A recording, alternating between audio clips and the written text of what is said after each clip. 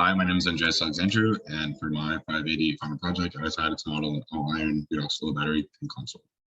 So a brief overview, flow batteries store and generate electricity through different chemical concentrations and operation of the inertia equation.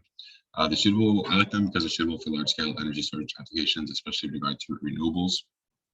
And in particular, chemistry I was looking at was all-iron flow batteries, which I like because theoretically it should have a longer lifetime because contamination between electrolytes is easily manageable and reversible. All vanadium batteries have already seen industrial application for decades, and all iron batteries are starting to see commercial implementation. But I found that there was not enough public information on modeling them, on operating them there is, but not on making it happen for yourself on your own computer. So this is the operating chemistry of an iron redox flow battery. So on the negative electrode here, you have plating and stripping during charging and discharging, and in this positive electrode you have this redox reaction from Fe2+ to Fe3+, and the main current carrier through this anion exchange membrane are these chloride ions. And yeah, so there's a few hurdles that need to still be refined with these all-iron batteries. So they have a low cell voltage, which means overall low energy storage capabilities, which means you just need to compensate with higher efficiency chemistries.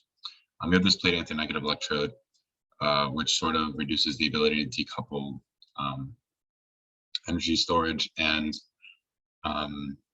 power generation, and it also increases even non-constant resistance over time. But the main problem are these parasitic side reactions.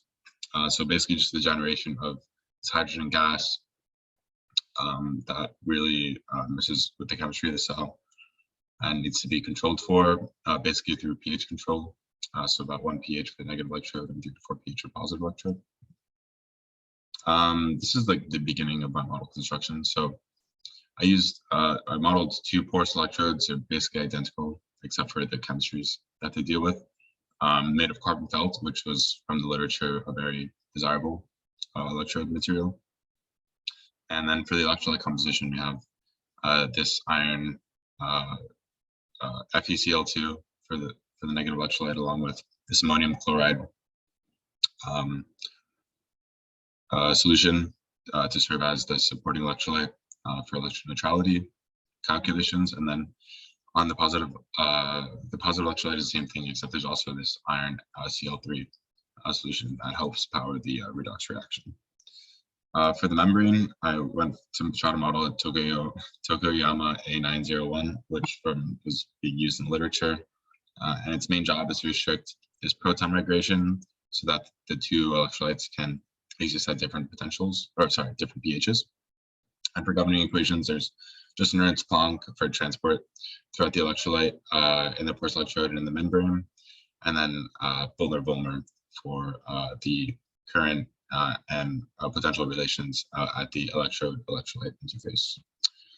For the parameters, I basically just fed them with values I found online and from literature. The exception of these rate constants, there's surprisingly little information about experimental results for the rate constants of the 2 reactions.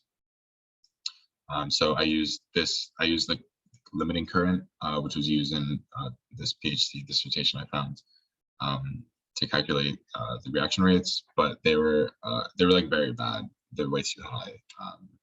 So that needs to be looked at in the future.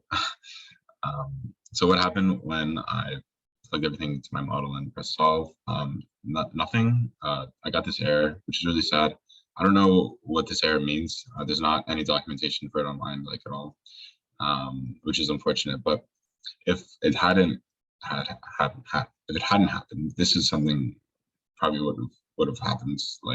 This is a concentration field for vanadium in an example vanadium model, and I would have seen something similar for the iron.